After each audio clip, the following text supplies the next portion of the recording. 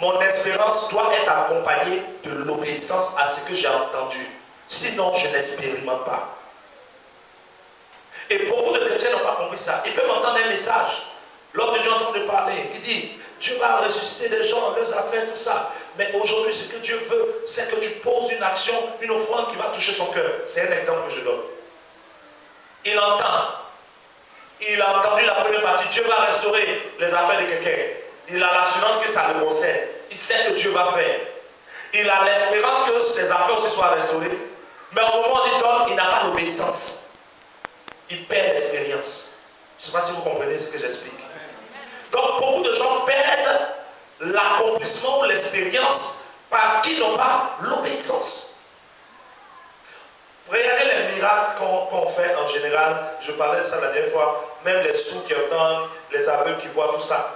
On a fait croisade dernièrement un moment d'évangélisation à la Cytologie 2 où il y a une dame qui est venue et qui ne voyait pas comme ça. Et quand elle est arrivée, je lui ai dit, regarde là-bas.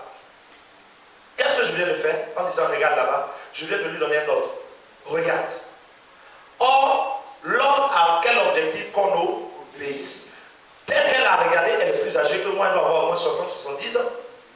De quel 3 mois je peux lui dire regarde là-bas? Mais quand je lui dis regarde là-bas, elle a entendu ce que j'ai dit. Elle a espéré quelque chose, elle a regardé. Dès qu'elle a regardé, elle dit je vois. Pourquoi elle expérimente? Parce qu'elle a obéi. Donc les miracles sont basés sur la foi type obéissance. Quand vous voyez un paralytique et puis vous lui dites lève-toi, pourtant il sait qu'il ne peut pas marcher. Mais dès qu'il obéit à ce que tu dis et il décide de se lever en obéissant, il se lève, il court. Type obéissance. Beaucoup de gens ne sont pas bénis parce qu'ils n'ont pas la foi type obéissance. Ils écoutent des prédications et des messages. Ils voient ce que Dieu donne comme ordre. Parce que les messages que nous donnons sont remplis de beaucoup de principes, de préceptes, des ordres du Seigneur, où Dieu dit ne fais pas tant, bien fais tant. Ils entendent, mais ils n'ont pas l'obéissance. Mais ils veulent l'expérience. Sans obéissance, il n'y a pas d'expérience. J'ai l'assurance, oui. J'ai l'espérance, oui. Il reste l'obéissance. Si je manque l'obéissance, l'expérience n'arrive pas. Alléluia. Quelqu'un comprend ce que j'explique? C'est important qu'on revienne dessus parce que toute votre vie est basée dessus. Il est écrit le juste vivra par la foi. Donc si vous ne comprenez pas bien comment la foi fonctionne, vous allez être chrétien 100 ans, il n'y aura rien. Alléluia. Donc, j'ai besoin de l'assurance. Ce n'est pas moi-même qui cherche l'assurance d'abord, c'est Dieu qui m'envoie l'assurance au travers des messages et de beaucoup de choses, témoignages, tout. Quand j'ai l'assurance va créer l'espérance. Ah, en tout cas, ce qu'il a dit là, c'est pour moi, je sais que Dieu va faire. Mais après avoir dit je sais que Dieu va faire, il y a qu'est-ce que moi-même je dois faire, qui est appelé l'obéissance.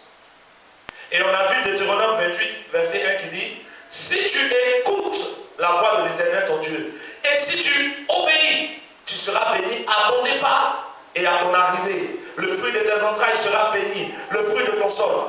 Toutes ces belles promesses de Deutéronome 28 sont attachées à la foi type obéissance.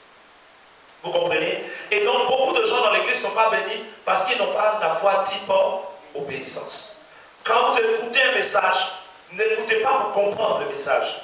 Écoutez pour comprendre qu'est-ce que Dieu vous dit à vous. Ne cherchez pas à comprendre qu'est-ce que Dieu dit à votre cousin qui n'est pas là. Ça là c'est ma copine, si elle était là, ça si elle était là. Ce n'est pas ta copine qui n'est pas là. Qu'est-ce que Dieu te dit à toi? Quels sont les ordres de Dieu pour moi auxquels je dois obéir pour expérimenter? La prédication ne s'écoute pas pour s'écouter. La prédication ne s'écoute pas parce qu'elle est belle. Elle s'écoute parce qu'on cherche la foi.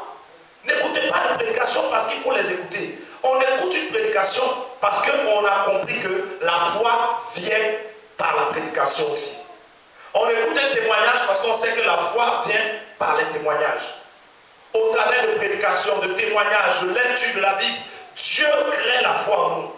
Donc quand je viens à une prédication, je me demande comment Dieu va procéder pour me donner la foi.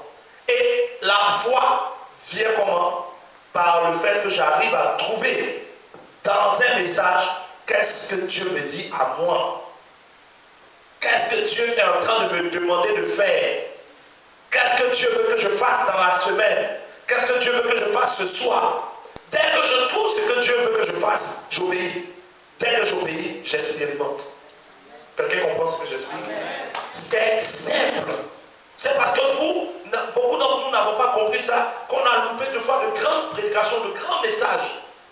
Or, vérifiez bien, il n'y a pas un homme de Dieu point réellement qui prêche sans que ce qu'il dise vienne du cœur de Dieu. Si un homme de Dieu prêche qui n'est pas loin, bon, là, c'est différent. Mais si c'est réellement un serviteur de Dieu, le message qu'il prêche le jour où il le prêche, c'est ce que Dieu s'apprête à faire le jour où il le prêche. Quand vous regardez l'histoire de Jean dans l'Apocalypse, il dit, j'ai entendu Jésus qui me dit, écris des lettres à l'église. Donc les lettres que l'église allait lire, c'était des lettres que Jésus même a dictées. Donc la prédication d'un homme de Dieu de foi lui est dictée. Donc pendant qu'il est en train de parler, c'est ce que Dieu veut que vous entendiez, que vous entendez. Or la voix vient de ce qu'on entend de la parole de Christ. Christ parle par ses serviteurs. Donc si tu arrives, pendant que Christ est en train de parler par un serviteur, à te demander, qu'est-ce que Christ veut me dire aujourd'hui, au lieu de voir le serviteur qui est devant? Qu'est-ce que Christ est en train de me donner comme ligne à faire, ou bien comme action à poser? Qu'est-ce que Christ attend de moi? Parce que Dieu donne des ordres, et puis nous obéissons. Alléluia. Amen. Donc le premier niveau, c'est la foi type obéissance. Et c'est le niveau de tout enfant de Dieu sur la terre. Partout vous allez écouter un message, partout vous écoutez une prédication. Si réellement celui qui prêche est de Dieu, que vous reconnaissez qu'il est de Dieu, c'est que vous devez reconnaître que Christ parle par lui. Et vous demandez, qu'est-ce que Christ veut que je fasse maintenant? Dès que vous trouvez ce que Christ veut que vous fassiez, restez dans plusieurs domaines. Je donnais l'exemple par exemple du serviteur Jean-Luc qui a prié à déclarer la guérison d'un footballeur qui avait un problème au genou. Ce jeune homme arrive au temple et puis il dit, il a une sélection, il y a des gens qui sont quittés de la Chine pour venir recruter. Et lui, il a un problème au genou.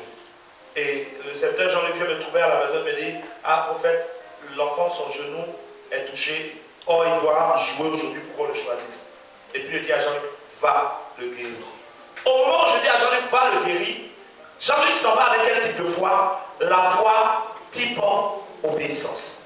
Il se dit, si celui qui est établi sur moi comme leader me dit d'aller le guérir, c'est que sûrement celui à qui lui-même il est soumis, c'est-à-dire Jésus, lui a permis de me dire d'aller.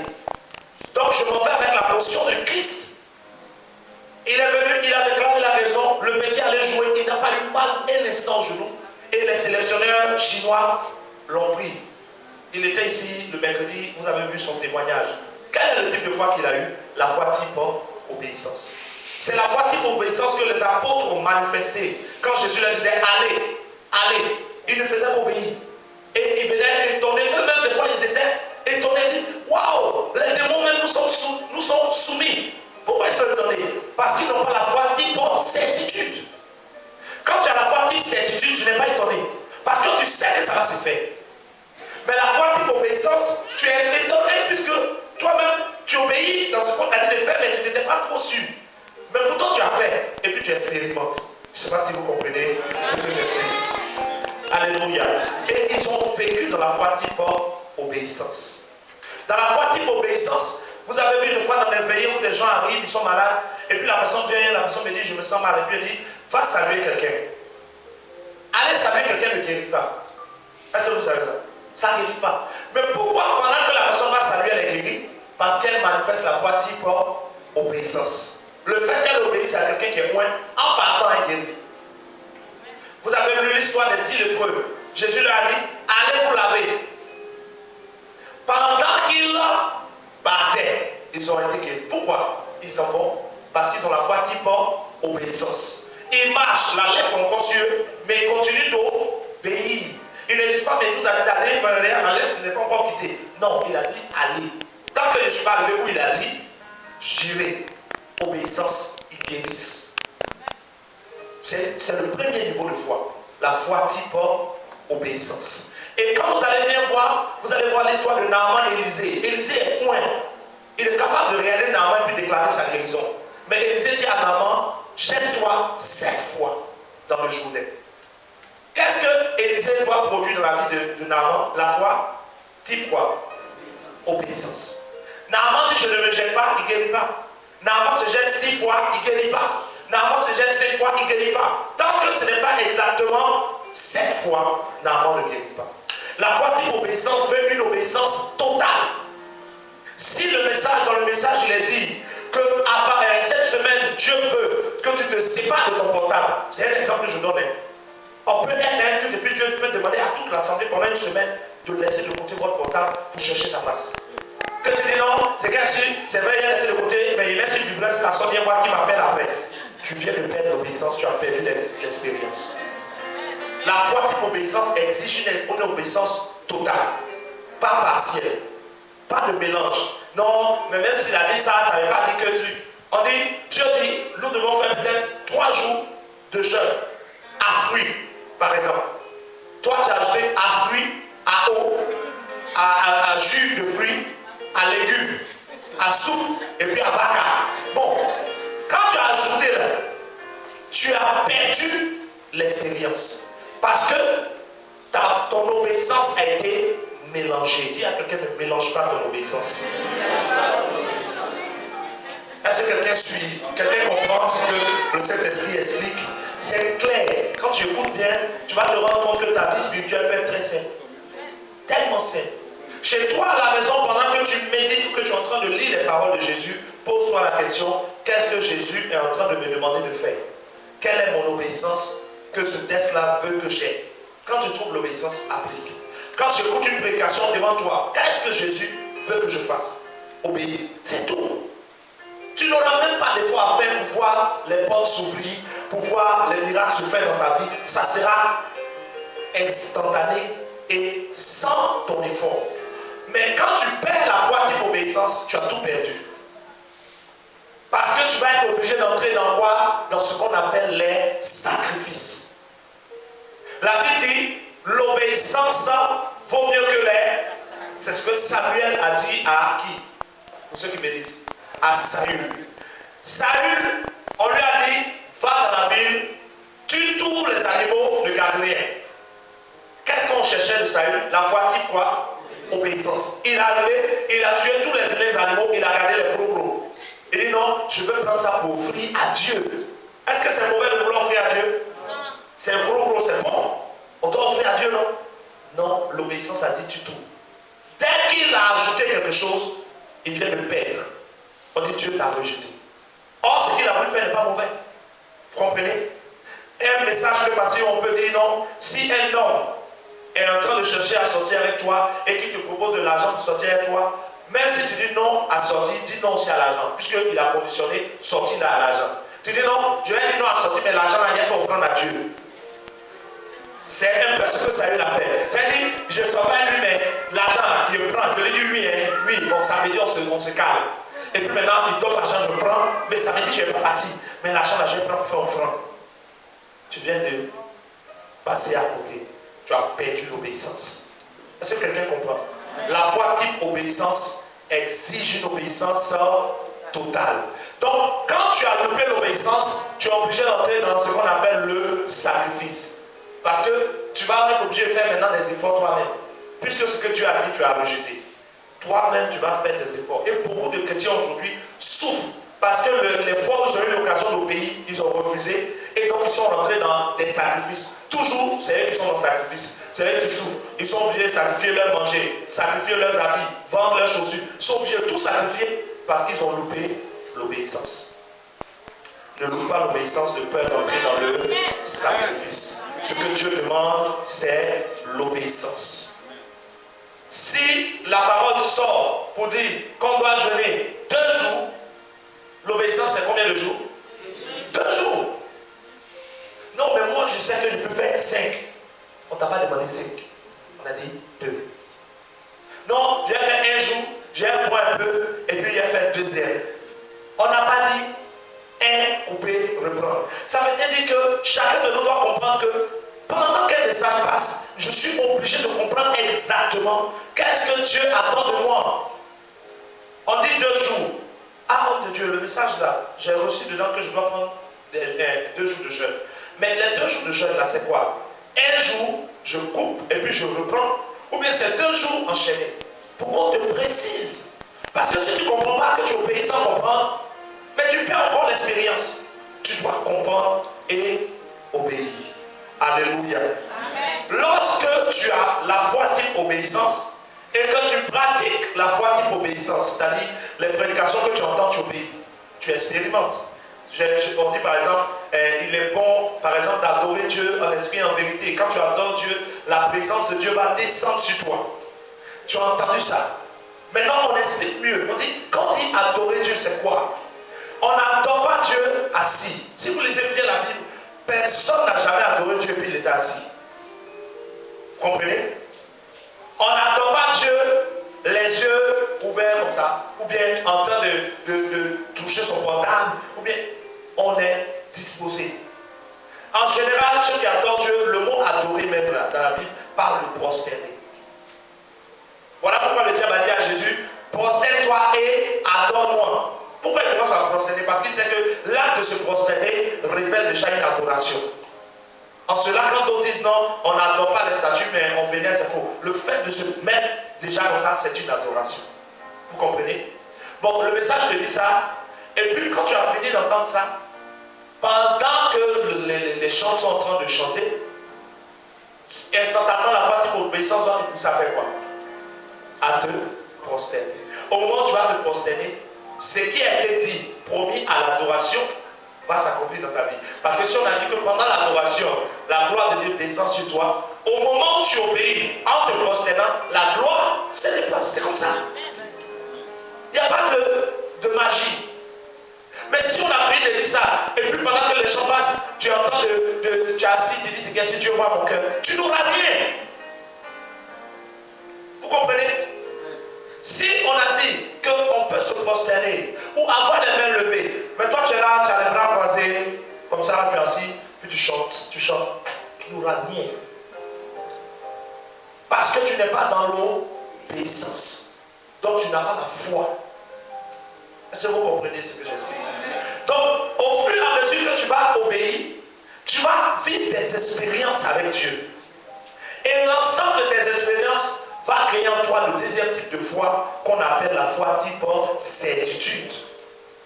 Parce qu'à force d'obéir et d'expérimenter, tu vas commencer à avoir de l'assurance en ce que toi-même tu es capable de faire. Donc une certitude. Quand vous lisez le livre de Actes des Apôtres, Acte 3, vous allez voir que Pierre arrive et puis voit un paralytique. Et puis Pierre lui dit, je n'ai ni or, ni argent. Mais ce que j'ai, je te le donne. Qui est en train de parler? Pierre. Qui est Pierre? C'est celui à qui une femme a demandé, est-ce que ce n'est pas lui? Puis il dit, non. Il n'avait même pas d'assurance. Il n'avait pas de certitude. Mais à cause du fait qu'il a été dans l'obéissance longtemps avec Jésus, déjà en lui avait commencé à se créer la foi type certitude. Avant, Jésus lui disait, va prier. Il partait par obéissance. Mais après la résurrection de Jésus, il ne va pas parce que quelqu'un lui a dit va. Mais il sait que ce qu'il a, il peut le donner. Il est entré dans la foi type certitude. Tu ne peux pas arriver à une foi type certitude si tu n'as pas commencé par une foi type obéissance. C'est en obéissant et en expérimentant que la foi devient pour toi quelque chose de normal. Parce que on m'a dit de faire, non, j'ai fait, j'ai vu. On a dit non, j'ai fait, j'ai vu. Dieu a dit tant dans le message, j'ai compris, j'ai obéi, j'ai vu. Le jour où je suis dans la même situation, je n'ai plus besoin que quelqu'un me dise. Je me souviens que Dieu avait dit, j'ai expérimenté. Je peux maintenant déclarer. Donc je passe de la foi type obéissance à la foi type certitude. Quand le serviteur Jean-Luc a prié pour le genou du jeune et qu'il a été guéri, est-ce que vous pensez que demain, si quelqu'un a mal au genou qu'il arrive, Jean-Luc viendra me demander encore, est-ce que je peux prier? Et il a déjà eu affaire à ça. Il a obéi, le gars est guéri. Ça crée en lui une foi type certitude. Le jour où quelqu'un vient, son genou va lui dire, tu es sûr que ton genou te fait mal? Bon, prépare-toi parce que tu vas guérir. Pourquoi il peut arriver? Parce qu'il a vécu déjà dans la foi type obéissance, il a expérimenté, il peut maintenant vivre dans la foi type certitude et puis expérimenter. Amen.